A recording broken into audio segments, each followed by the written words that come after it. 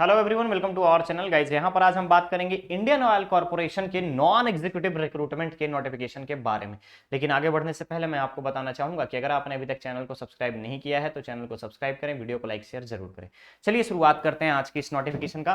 तो गाइज सबसे पहले मैं यहाँ पे आपको बता दूं, ध्यान से देखिएगा, requirement of experienced non executive personal. ठीक है, नॉन एग्जीक्यूटिव पर्सनल के रिक्वायरमेंट के बारे में यहां पर बात की गई है।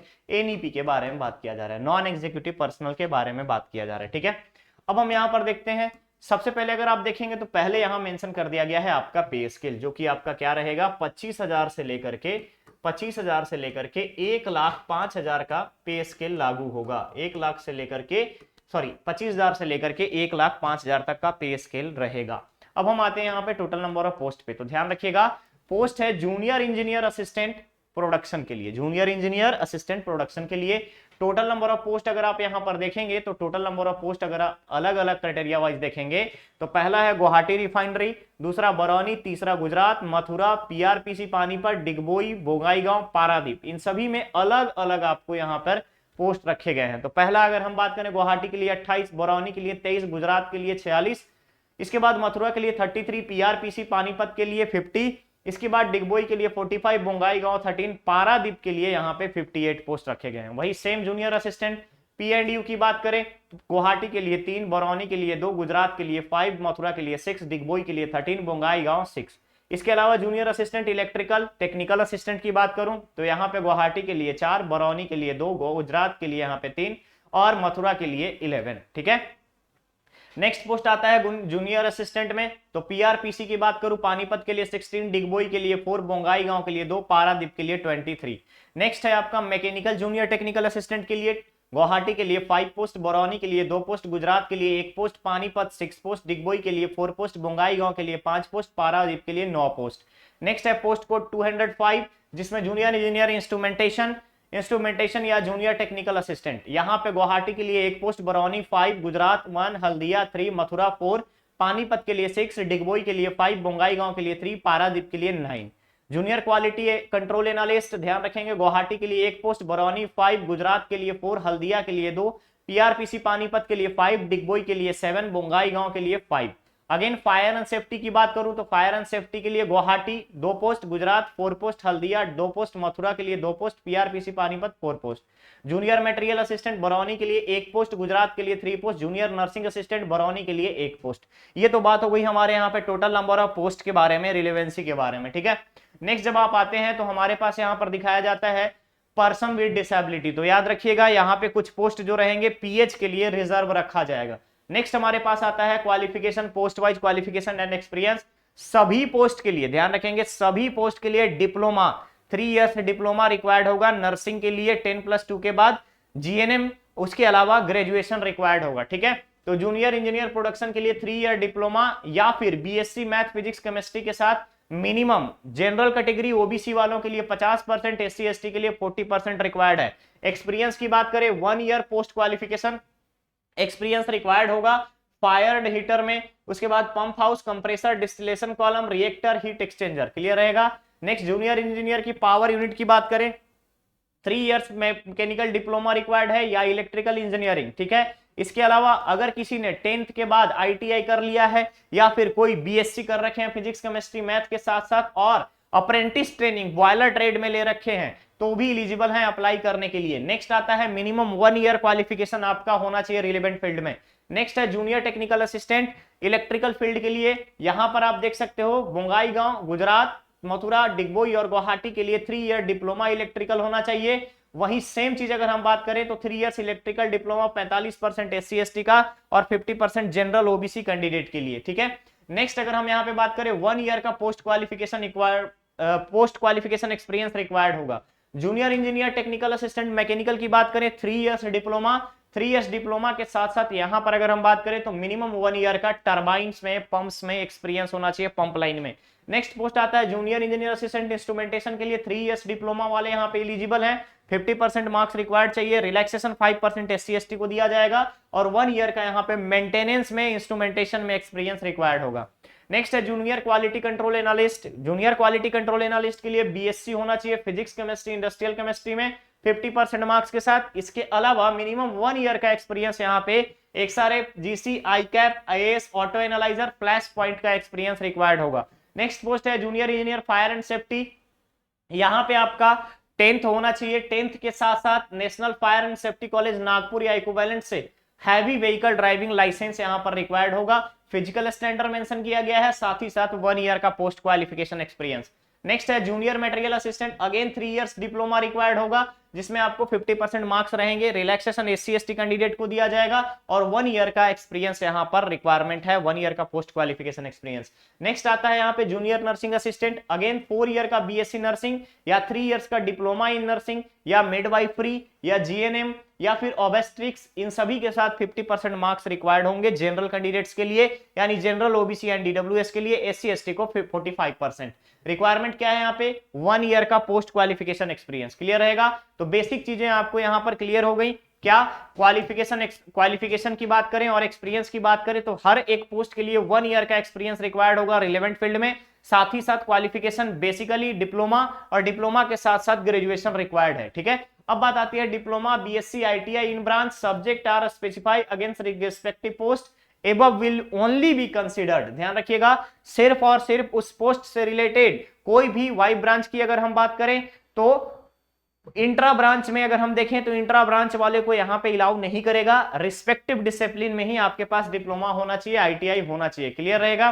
क्वालिफिकेशन ऑफ MSc केमिस्ट्री किसी ने कर रखा है तो उनको अप्लाई करने की जरूरत नहीं है, क्योंकि यहां पे मेंशन कर दिया है। क्लियर रहेगा? और अगर आप अप्लाई करना चाहते हैं MSc केमिस्ट्री वाले तो यहां पे मेंशन किया गया है कि पोस्ट कोड 201 और 206 में वो इनवैलिड माने जाएंगे। क्लियर है? Regular full time ITI course को रिकॉग्नाइज किया जाएगा। प्रोफेशनल क्वालिफिकेशन जैसे BE, BTech, MBA, CA, LLB यहां पर एलिजिबल नहीं है, अप्लाई नहीं कर सकते हैं, पहले ही मेंशन कर दिया गया है। ठीक है, चलिए इंपॉर्टेंट इंस्ट्रक्शन ध्यान रखिएगा। अलाउ अप्लाई किया गया है, यहाँ पे आप सिर्फ एक पोस्ट के लिए ही अप्लाई कर सकते हैं। इसके अलावा अगर हम बात करें तो लार्ज इंडस्ट्री एस्टेब्लिशमेंट में अगर आप हैं तो वहां से आपको NOC की रिक्वायरमेंट होगी। अपॉर्चुनिटी ऑफ वुमेन, तो यहां पे मेंशन किया गया है कि no women is permitted to work in और allowed to enter any building in which generation of gas from dangerous petroleum as defined in the petroleum act is carried on. यानी कि विमेन कैंडिडेट को कहीं पर भी gas station में allow नहीं किया गया है, तो यहां पे आप एलिजिबल नहीं हैं। क्लियर रहेगा? यानी कि women candidate will not be considered for vacancy in production and also against the cadre या work area। क्लियर रहेगा? चलिए नेक्स्ट आता है रिजर्वेशन SC ST के लिए। तो ध्यान रखेंगे रिजर्वेशन SC ST और OBC का सेंट्रल गवर्नमेंट रूल्स के अकॉर्डिंग होगा। क्लियर है?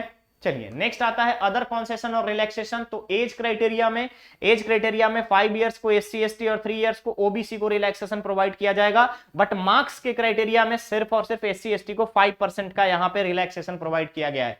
एज लिमिट ध्यान रखेंगे, जनरल कैंडिडेट EWS के लिए 18 साल मिनिमम और मैक्सिमम 26 साल रखा गया है, बट कंसिडरेशन है SC ST को यहाँ पे 5 इयर्स का छूट, यानी कि 26 और 5 31 साल तक का यहाँ पे अप्लाई कर सकता है कैंडिडेट, और OBC वाले 29 इयर्स तक अप्लाई कर सकते हैं। क्लियर रहेगा? PWD कैंडिडेट को यहाँ पे 10 इयर्स का दिया गया है, जनरल में है तो OBC को 13 और SC ST को 15 इयर्स। एक सर्विसमैन को गवर्नमेंट रूल्स के अकॉर्डिंग जितने दिन का वो सर्विस रेंडर किया है उसके आधार पर यहाँ छूट प्रोवाइड किया जाएगा। नेक्स्ट आता है date of recording eligibility criteria. तो एलिजिबिलिटी क्राइटेरिया को कंसिडरेशन में रखा गया है 30 मार्च 2023। ध्यान रखिएगा 30 मार्च 2023 से पहले सारी चीजें क्लियर होनी चाहिए। पे एंड पर्क्स ध्यान रखिएगा, पे स्केल है आपका 25,000 से 1,05,000 तक का। उसके अलावा आपको इंडस्ट्रियल पैटर्न पे DA मिलेगा, अलाउंसेस मिलेगा, लिंक्ड इंसेंटिव मिलेगा, productivity incentive, medical facility, leave travel concession, contributory superannuation, benefit fund scheme, house building, इसके अलावा मेंटेनेंस, इन्वेस्टमेंट, चिल्ड्रन एजुकेशन, ये सारी चीजें आपको प्रोवाइड की जाएंगी। ठीक है, सिलेक्शन का प्रोसीजर ध्यान रखिएगा, written test, skill test, proficiency या फिजिकल टेस्ट के आधार पर होगा, जिसमें मिनिमम 40% मार्क्स आपको सिक्योर करना है। क्लियर रहेगा? चलिए प्री इंप्लॉयमेंट मेडिकल और फिजिकल फिटनेस का यहाँ पे आपका टेस्ट होगा कि क्या आप मेडिकली गुड साउंड हेल्थ है आपका, क्या आप अच्छे से सुन सकते हैं, देख पा रहे हैं, इन सारी चीजों का मेडिकल फिटनेस टेस्ट होगा। लायबिलिटी टू डिक्लेयर यहाँ पे मेंशन किया गया है कि ये ऑर्गेनाइजेशन के हाथ में है कि अगर आप मेडिकली फिट नहीं है तो आपको अनफिट फिक्स करके, अनफिट बता करके आपको हटाया जा सकता है। जनरल कंडीशन यहां पर अप्लाई करने का बताया गया है कि ऑफिशियल वेबसाइट www.iocl.com पे जाकर के आप अप्लाई करेंगे और आपको पेमेंट करने के लिए एसबीआई कलेक्ट के माध्यम से ही आप अप्लाई करेंगे। ठीक है, क्लियर रहेगा।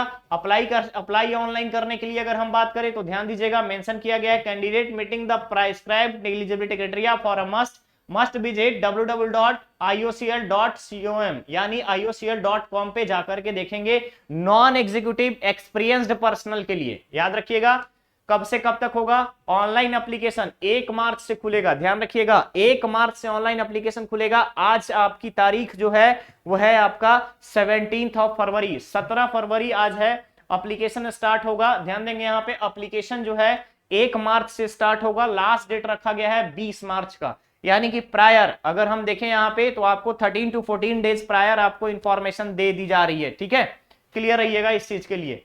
इसके बाद आपको क्या करना है, प्रिंट आउट रखना है ऑनलाइन एप्लीकेशन का, साइन करके कलर फोटोग्राफ रखना है, सेल्फ अटेस्टेड डॉक्यूमेंट्स रखने हैं जिसमें आपका मैट्रिकुलेशन का होगा। इसके अलावा फर्दर जितनी भी आपने कोर्सेज किए हैं टिल द डिप्लोमा और ग्रेजुएशन, ये सारी चीजें रखी जाएंगी। ठीक है, इसके बारे में आपको बता दिया गया है। नेक्स्ट आता है यहाँ पे एड्रेस, क्या क्या करना है। जब आपको कंप्लीट एप्लीकेशन फॉर्म फिल कर लेंगे तो उस एप्लीकेशन फॉर्म को जिस किसी भी रिफाइनरी में आपको भेजना है, यानी कि जिस रीजन के लिए आप अप्लाई कर रहे हैं उसका एड्रेस दिया गया है बकायदा। आप ऊपर टॉप में जिस पोस्ट के लिए अप्लाई कर रहे हैं उस पोस्ट का नाम, पोस्ट के नाम के साथ साथ गुवाहाटी रिफाइनरी के लिए एड्रेस दिया गया है बरौनी गुजरात, हल्दिया, मथुरा, पानीपत, डिगबोई, बोंगाईगांव और पारादीप। इनमें से किसी भी रीजन में आप अप्लाई कर रहे हैं तो उसके लिए आपको उस पे मेंशन करना होगा इनवेलप पे, फॉर्म को प्रिंट करके अटेस्टेड करना है सारे डॉक्यूमेंट्स को, और अटेस्टेड करने के बाद एक इनवेलप में रख करके इस एड्रेस पे आपको सेंड करना है जिस किसी भी रीजन में आप अप्लाई कर रहे हैं। क्लियर रहेगा ये चीज।